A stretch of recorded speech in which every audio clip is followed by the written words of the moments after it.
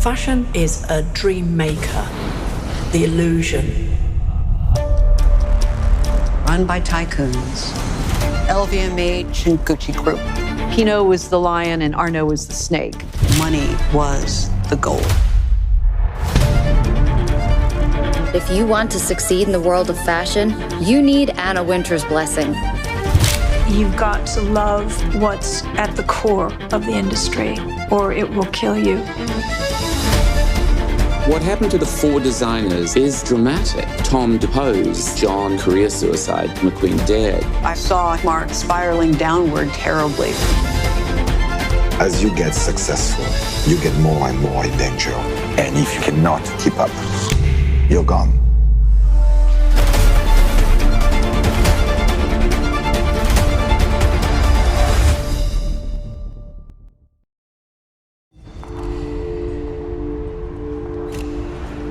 Fashion is a dream maker, a myth creator. It's a fantasy. It's a dream. The illusion, the magic, the desire. You can be something else. It's almost like it's a spell. You can become another character. You too could be transformed. The Kingdom of Dreams is this realm focused on creating fantasy, something that was so beautiful, so tempting, which was transformed into a global industry run by tycoons who saw the value of these dreams. What is interesting is to make people dream and turn that into beautiful profits. It was fashion's golden era. Great excitement, great beauty, ravishment, wonderment.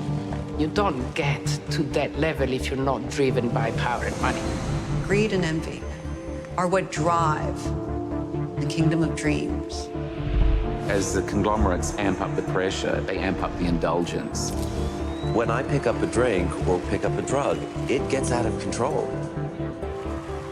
You live in the world of dreams. You're like a king.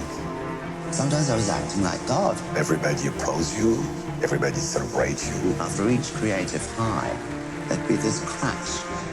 He was crying for help. And then suddenly, out of the blue, you're nothing no more for nobody. He was in the belly of the beast, and he was furious at selling his soul. I don't beat around the bush when I do so. I go straight for the jugular.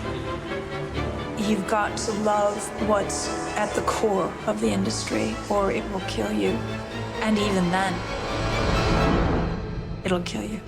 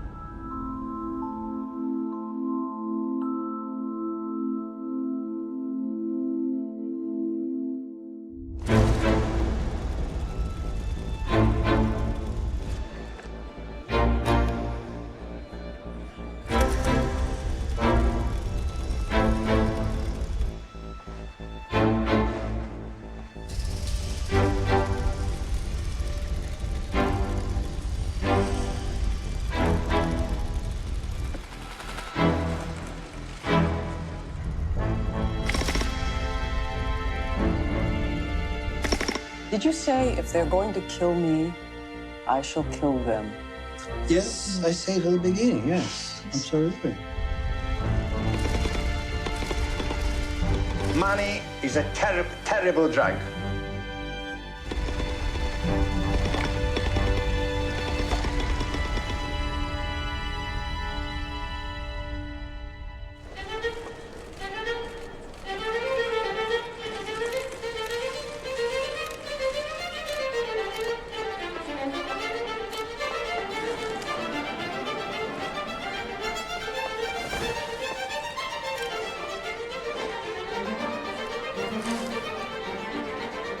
I remember the first time I met John Galliano.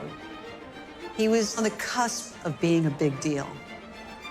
This guy wanted to be the top.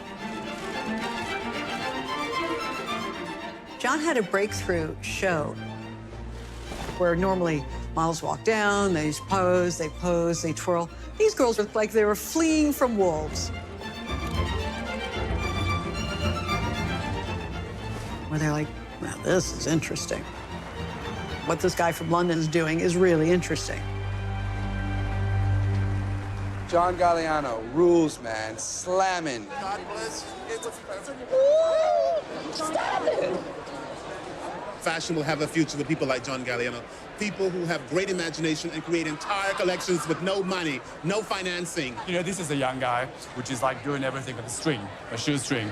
And he should deserve an incredible sort of life success because he's got the most extraordinary mind. I just do what I believe in. What else do you believe in? The joy of dressing. The joy of dressing. Keep my questions. We all knew that he had something, but what he did struggle with was finance and investment. And so you never quite knew if he was going to be able to stay afloat.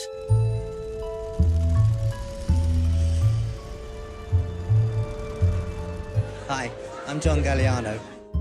How did I meet John Galliano? Well, to tell you the truth, I'm not quite sure. But I think it was in a nightclub.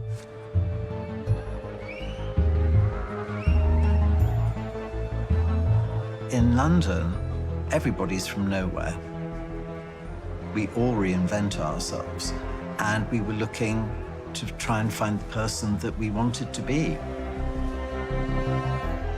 You'd get in and you would just see this array of people who had plundered theatrical outfitters, who'd made their own outfits because they were fashion designers, who'd put something together from a vintage look. What's she wearing? Where did she get that from? For John, this was a place in which he felt safe to dream.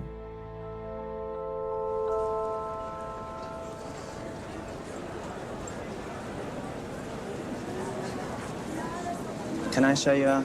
Sure, Martin. So this one is actually, looks like a shirt. But what we do is we put it on, buttoned down the front, and then wrap the sleeves around the back and tie it in a knot. It's like an extension of the skirt. Everything's slightly off, not quite right. Of course, you got whispers. There would always be whispers of this person is really, everyone's talking about them. But there was something about him, his attention to detail, the stories that he created, that made him someone to watch.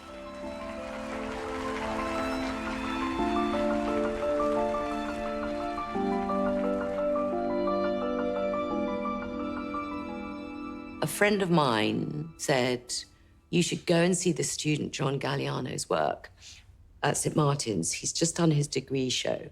It is so beautiful. It is incredible, called Les Incroyables, French revolutionaries who broke into the palaces and ripped the curtains and made their dresses. And I mean, electrifying. So I invited him to come and have tea with me. And so beginneth the wonderful, fantastic journey. I think we both believed in the kingdom of dreams. You'd believe in the dreams, make the dreams real. The winner of the Designer of the Year award is 26-year-old John Galliano. His is a meteoric rise in the competitive world of fashion. Working in London, we always thought that it was a little pond. The huge lake was Paris. London actually was the place where there was a collision of really exciting ideas and more freedom. But Paris was established fashion. So to get to Paris was the aim.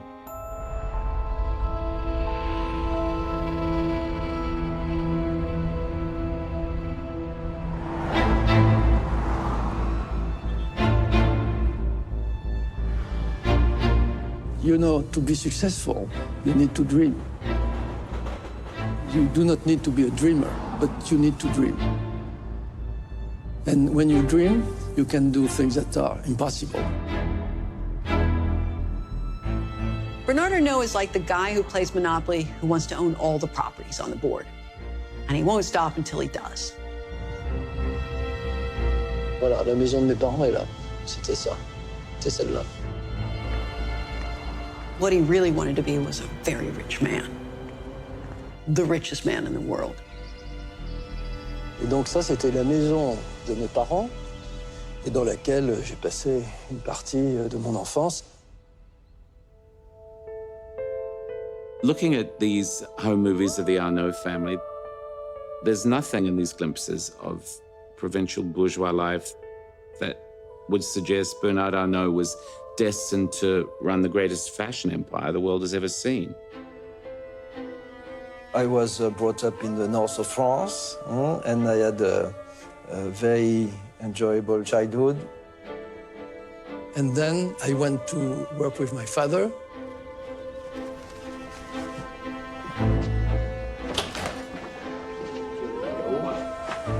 Dans le salon, vous voyez, c'est la table où on se réunissait tous les dimanches. Et c'est autour de cette table aussi qu'avec mon père, on a décidé en 1984, je l'ai convaincu, de faire l'investissement Christian Dior, Boussac, voilà.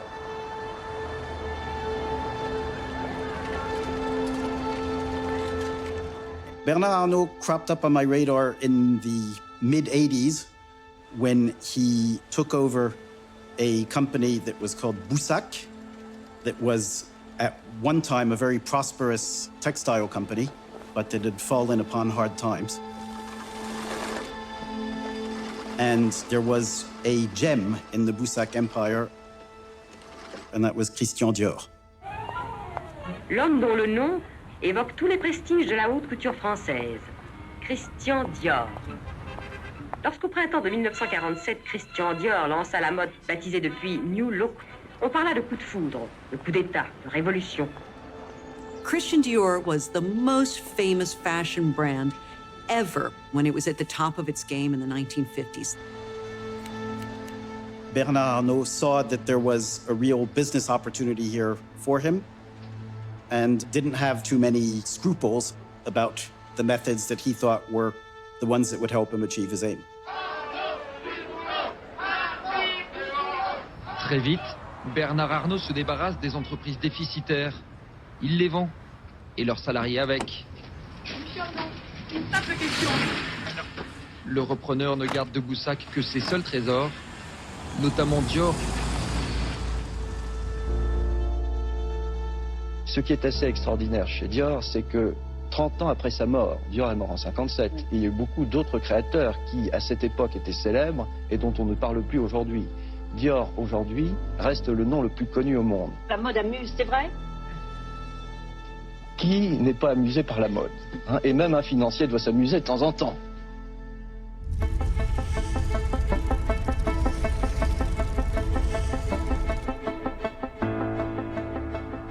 You know, it seems as though most of us at one time or another have worn, sprayed on, or consumed something produced by a $30 billion conglomerate controlled by a man called the Sultan of Chic. Fashion industry consultant Christy Ferrer says Bernard Arnault is the most talked about man in the fashion world today. We were beginning with the best name on earth for luxury product, which is Christian Dior. And I decided that it was possible to build on that something larger. He started buying up all these old family brands. Bernard Arnault had worked in the United States for a while, and I think that's when he learned the rough and tumble of American business. He knew about takeovers and hostile takeovers. Depuis la fin d'une dynastie, la famille Louis Vuitton a perdu le contrôle de son entreprise. Bernard Arnault took over LVMH Group in a very acrimonious boardroom battle. And the French press and the French fashion establishment were outraged. we try to build a large business with one criteria: the best quality and the most elitist product in every line that we are selling throughout the world. Until this moment, the luxury business in France was family-run, family-owned. The Vuitton family had been running the family firm for more than 100 years.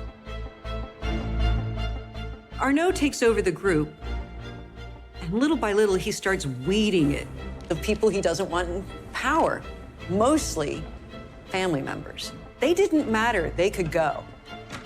That's his modus operandi. He doesn't even think about the fact that people are not commodities to dispose of.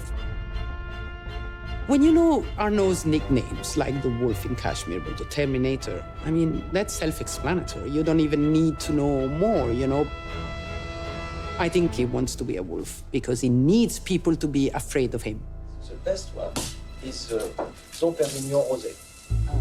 My vision of the future is that in 10 years from now, there will be fewer and fewer brands, and that will give even more power to the brands on the market at that time.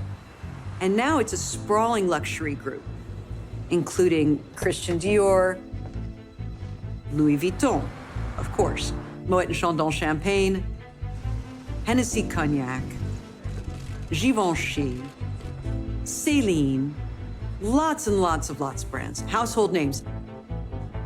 He was something of a pioneer and something of a disruptor. He brought no-holds-barred capitalist methods, not only to a continent that was not really used to that, but to an industry that prized elegance and good manners.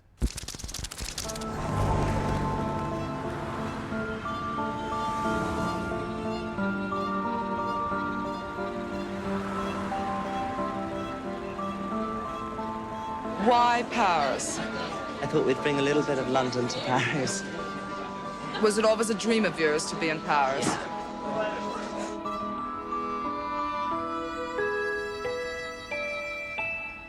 I snuck into every show in the world, and I snuck into Galliano's show, and it was the most beautiful show I ever saw.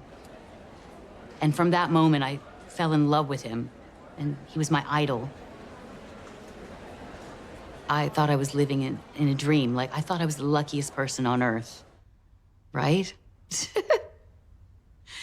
And like, I wasn't paid for practically 2 years. It's not glamorous. I haven't slept in so long. My job is like a 14-hour job. I mean, you're doing it because you really want to, because you care, you know? What you doing?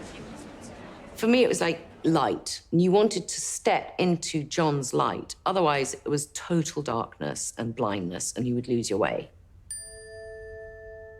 He understood the historical aspect of fashion design, the whole world of fashion. The grandeur, the glamour. I'm a bit of a romantic. The early couturiers are an endless source of inspiration to me. Balenciaga, Dior, it's just wonderful to study the way they put the clothes together and the understructure. We have like wonderful museums in London, like Victoria and Albert Museum, where you can go in and actually sort of get inside a dress and look at the way it was put together by the great masters, which is great. Oh my God, he loved the glamour and the early fashion 40s, 50s Dior haute couture photography. And he loved the poses. I think he wanted to be a big couture house, which was unheard of at the time. Like, there was no new couture houses. That's the whole point of couture. And he wanted financial stability. He was tired of having to scramble around finding backers and scramble around finding money and scrambling around trying to keep things afloat. Potentially, there was no collection because there was no backer and there was no money. And our feeling, a bit like a group of pirates on the deck of a damaged frigate, turned to our captain. It's like, well, what are we going to do?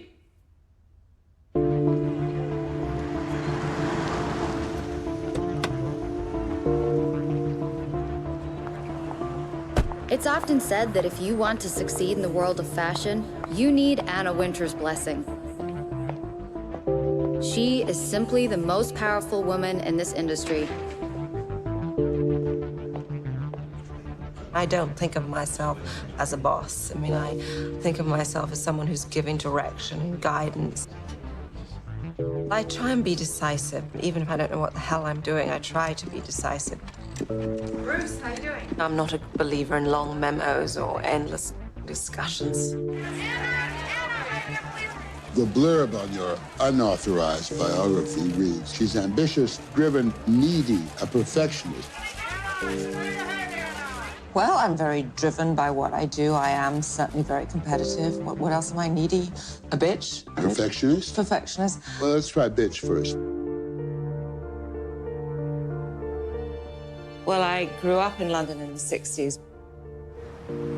Fashion was exploding. I mean, it was such a time of change, and all the cultural rules were being broken, and it was an extraordinary thing to behold. I mean, the duchesses were now sitting down with designers, not something that had happened before.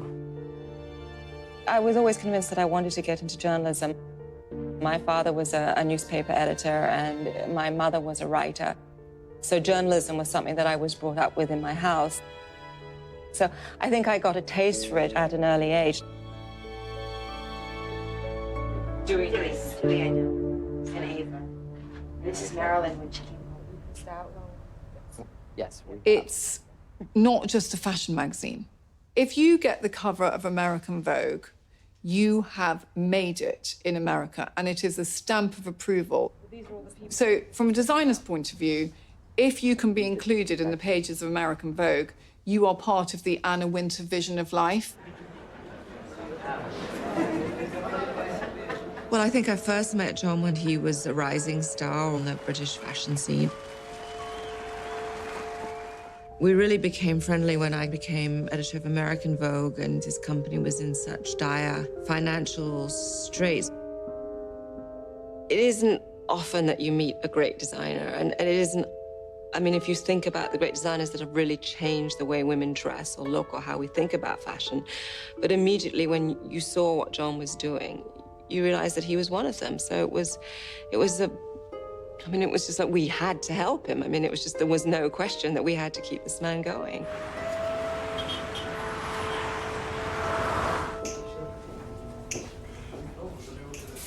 Of course, I love Paris. It's wonderful. It's the mecca of style. It's the center of the universe for fashion, so I couldn't be in a better place. Andre Leon Talley was the eyes and ears of Anna Wintour, as he would always tell us. And he'd be like, I am the eyes and ears of Anna Wintour. How are you, mister? Oh, naturally. I didn't plan this. Hello? Yes. Hi. What time is it now? 10 minutes, bye. 10 minutes, and then we'll go. That was Miss Wintour.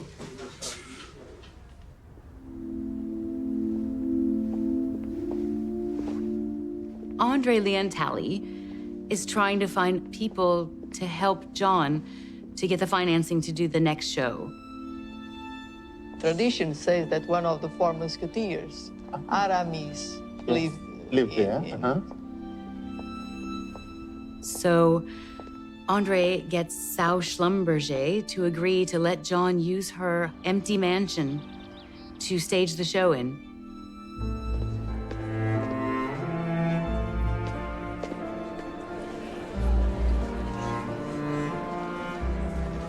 I like to recognize talent, and we should help each other.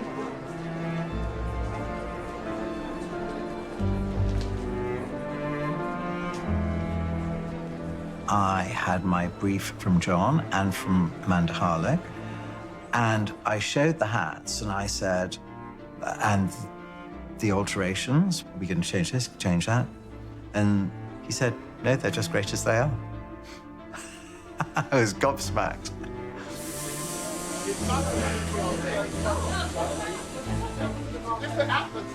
This show was put together literally with hope and love. and a lot of black fabric because that was the cheapest. And he borrowed jewels, big diamond brooches and clips in their hair, so it just amped up the glamour.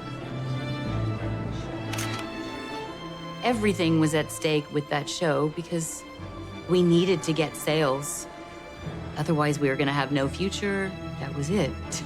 We had to make it work. We had to make it work.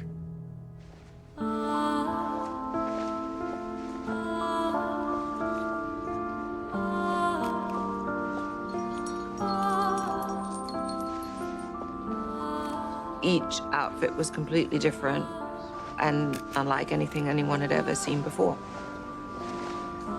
We were all told who we were supposed to be and how we were supposed to act and how we were supposed to walk around. And like, you know, it just created this like intense atmosphere. Just before Kate Moss went out, John and I were tying her into her obi sash. John was pinning her one side and I was pinning the other side, but it was like there was one person. And it was a fairly magical moment. We just looked at each other and knew that we had done good work. It's quite funny, like when Linda said the famous quote, which is so hilarious, that she wouldn't get out of bed for less than $10,000. And it was totally true at that time. But yet, Linda Evangelista, Kate Moss, Naomi Campbell, Helena Christensen, Michelle Hicks, these girls loved John so much. Of course, they would do the show for free. You know, they would do anything for John.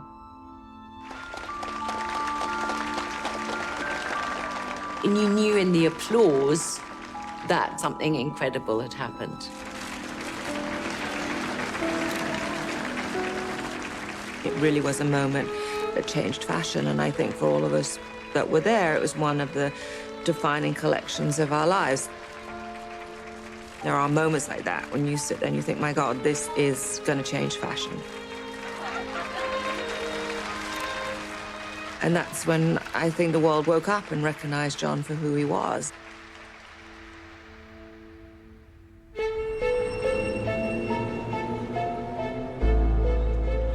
Bernard Arnault recognized his talent, and it was through the success of that show and the attention, the media attention, and the incredible reviews that he got that John was on his radar. At that time, some of Arnault's brands were tired. They weren't exciting anymore. Givenchy had become dusty and old. Stale. It had been a sleepy couture house for a while. The house was kind of fuddy-duddy and dressing these old Park Avenue ladies still. And there was a whole new generation of potential couture clients who were not being tapped by Givenchy. And Arnault saw that potential.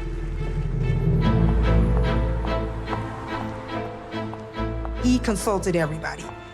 Obviously Anna Wintour, and a lot of people in the fashion scene to try to find out who would be the personality that was going to bring buzz and excitement to Givenchy and something that they could market around. Anna Wintour's always been the tycoon whisperer, you could say.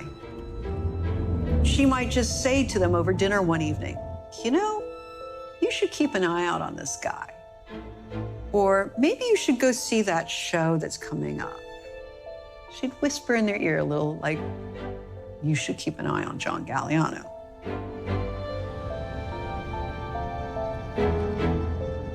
A meeting was set up for John to meet Bernard Arnault at the LVMH headquarters near the Arc de Triomphe. They came up with this deal where John would go to Givenchy and work at Givenchy. But Arnault would also take control of and back the Galliano line that had been struggling. This was a big experiment. Mr. Arnault had never done this before. I mean, this was going to be a big learning curve. Obviously, at the time, it was a risk, but I was comforted by Anna about what he could do. And finally, I took the risk. She's an eye. To have an eye is key. We can advise, we can't dictate. And obviously, in the end, those gentlemen are very capable of making up their own minds. But they have the remarkable habit of going along with your ideas. Well, we can only point them in that direction.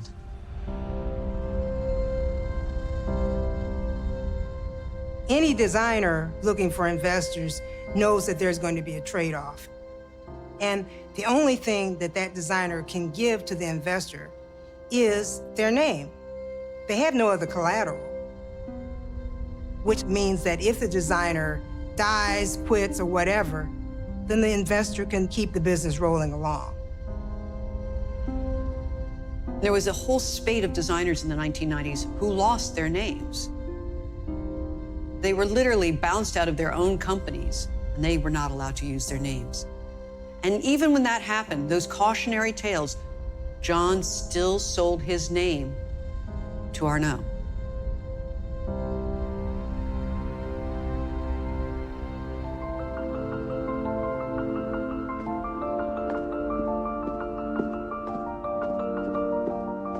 We started to research into Monsieur Givenchy's earlier work. This is actually Audrey's dress, the real thing. This is an original that Jackie Kennedy wore in '61. Fantastic embroidery. We're like, oh my God, a French house with haute couture. Only princesses wear it. I mean, it's like the height of fashion, and so therefore the height of luxury. This rabble have been let into the palace and are now running riot through the ateliers. We just felt like, well, here we are. You're like sort of stale perfume. You stink. Here we come.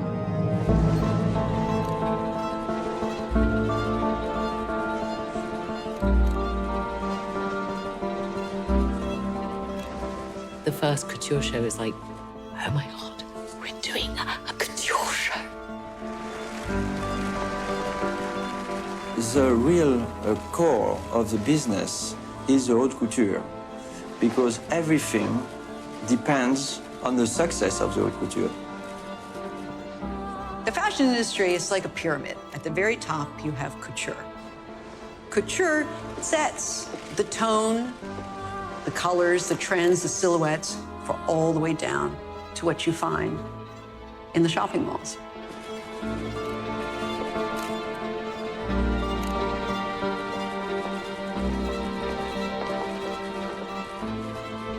It's very important that the show is a success and drives everything behind it. I thought it was fabulous. It's really what couture is, the fabrics, the work, the individuality, everything. There wasn't one single outfit that had a mistake. The French have seen that he can do it.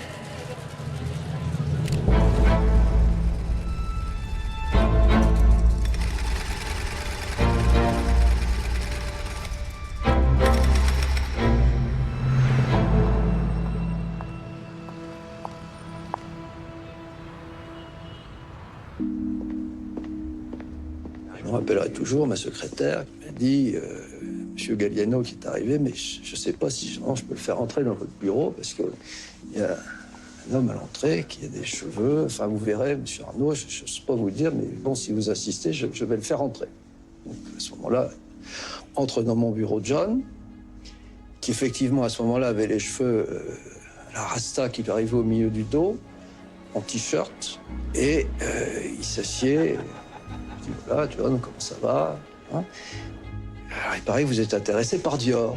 Moi, je me disais, vraiment, le rapport entre l'image qu'il projetait et Dior est quand même extrêmement éloigné. Comment va-t-on faire?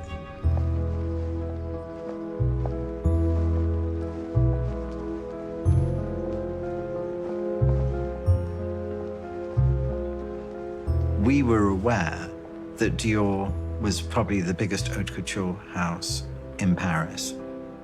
Givenchy's budgets were big, but Dior's budgets were 10 times that. À ce moment-là, il me dit, oui, j'ai beaucoup réfléchi à Dior. Je vais vous montrer mon idée du premier défilé. Et il se met à dessiner. Et en 5 minutes, il dessine 50 robes. C'était fantastique. Et immédiatement, je me suis dit, c'est exactement Dior. So it was announced that fall that John would be going to Dior. To be given the reins of the house is just something that I would never believe would happen. How could I say no? C'est un grand moment, parce que l'arrivée de John, ce qui correspond à un renouveau de la maison Dior. Arnaud saying, I believe in you, and I'm giving you my favorite possession, which was Dior, was an enormous validation of John's talent, creativity, and future. He just said, I've signed for Dior. I couldn't tell you before. I'm so sorry, because it was like all secret. But, you know, this is my absolute wildest dream come true. It was just like stardust. It was the most fantastic moment.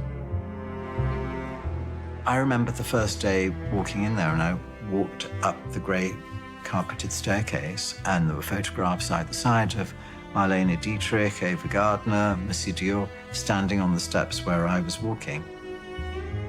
And it was like, oh, good heavens.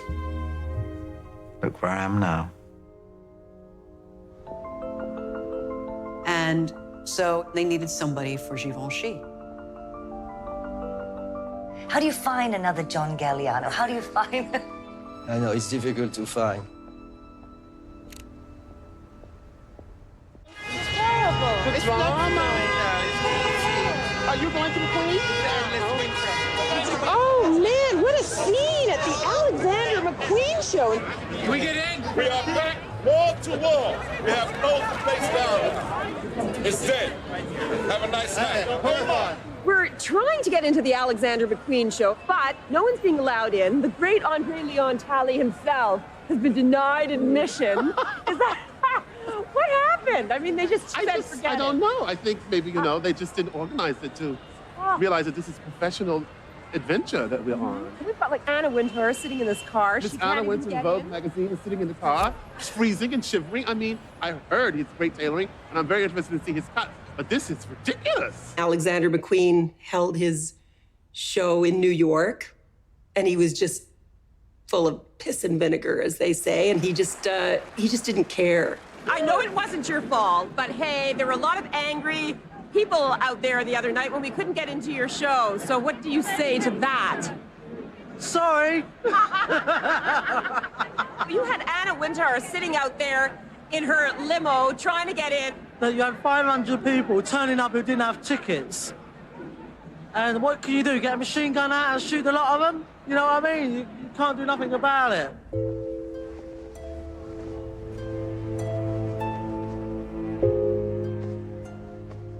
He was a kid that seemed to have a bit of a chip on his shoulder, a kind of attitude.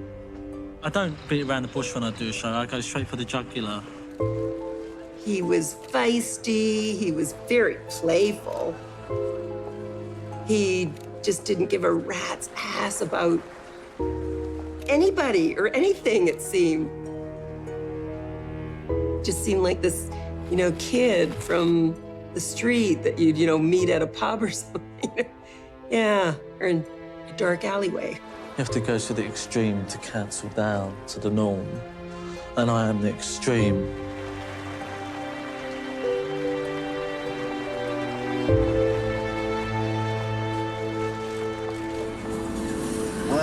Attendez, pelle. Mon chéri. Wow. I'm coming for her. I'm coming, Givenchy. Wow. Do I look like a tourist or what? I'm coming for her. There's a lot of snobism in Paris. You didn't come from nothing in Paris. You came from something. You know, Hubert de Givenchy was a count. Christian Dior, he was the son of a very haute bourgeois family. He came from money. John was a working class guy from southern London, just like McQueen. I'm the youngest of 6 children. My dad's a normal London taxi driver, and my mum's an housewife. Everybody give him like, this guy's not gonna survive. He's gonna crush the label. You know, he's never gonna make it. Bernard Arnault obviously did put the cat among the pigeons, and delicate French fashion sensibilities were mortally offended. McQueen and Galliano have to really knock it out of the park for their first couture shows to prove their place in the Paris Kingdom of Dreams at the top of these 2 couture houses. John has everything at his disposal. Mr. Arnault has given him a blank check and said, do whatever you need to do to make a spectacular debut. McQueen definitely has a much tighter budget. It's the 19th of January, 1997, and as they say in the trade, we're about to witness a fashion moment. It's possible that the average fashion audience didn't understand how high the stakes were. It's the unveiling of the talent of Alexander McQueen at Givenchy and John Galliano at Dior. And all we can hope for is great excitement, great beauty, great revelment, ravishment, wonderment, sex, erotica. People held their breath. Had Givenchy made the right decision in such a kind of left-of-field creative selection?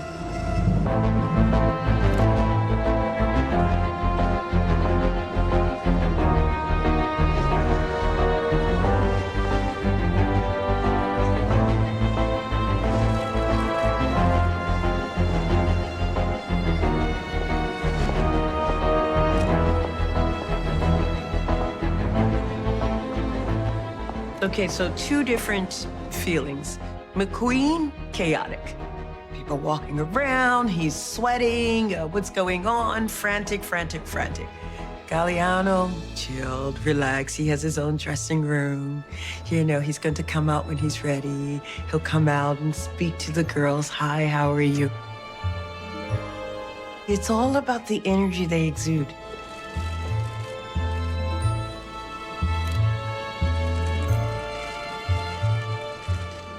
You know, when I look back on it, yeah, the whole last 5 years of my career has been a rehearsal for this. I dare people to dream.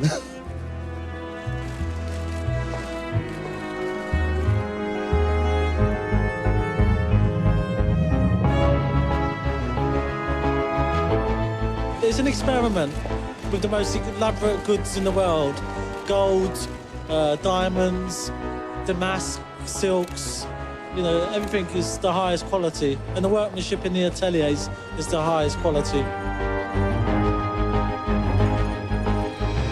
Everyone had a character, a name, a past, a history. The mood board was just filled with many, many different stories that just took you on a journey. There, I played Madame Dior. That was my role, and so it was just so weird. Me, Madame Dior. Wasn't she a white woman?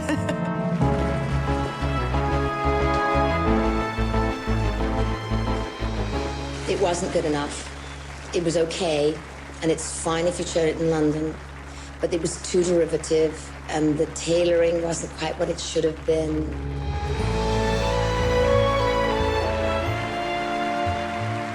Oh, fabulous, fabulous. Amazing collection, really. The more elegant, the more drop-dead it is, the more we like.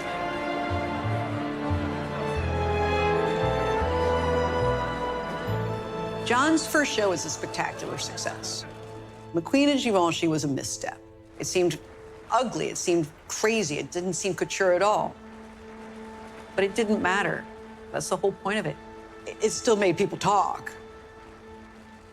It was about making noise. and the noise will sell everything else.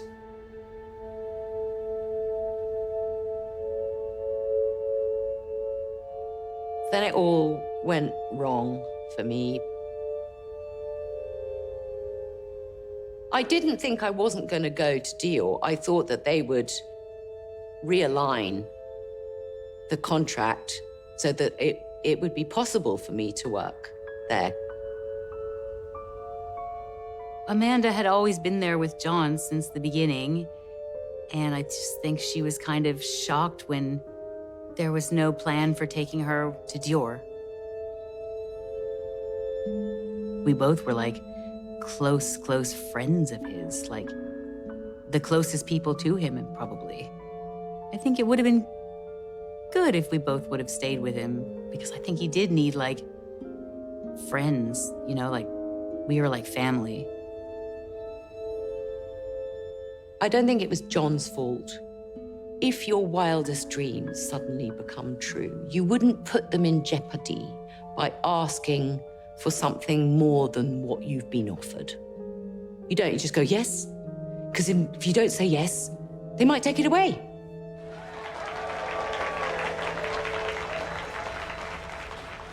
I think it had been coming little by little. But when he landed that job at Dior, that sealed it. He really started believing the myth that was being generated about him. He really started behaving like a little mini king. As you get successful, you get more and more and more in danger because you are more and more a product. You're just a segment. You're just a chapter in the business. Creativity is an indefinable energy, and it pulsates within the individual, but it's all down to their authenticity and to their integrity. And when you get big money coming in, suddenly that person's kind of soul becomes shackled to the outcomes of that brand. There's a Faustian pact that designers enter into. That's then when the real pressures start to kick in, because you have been bought and you are expected to deliver. So I guess we can predict that there could be trouble ahead.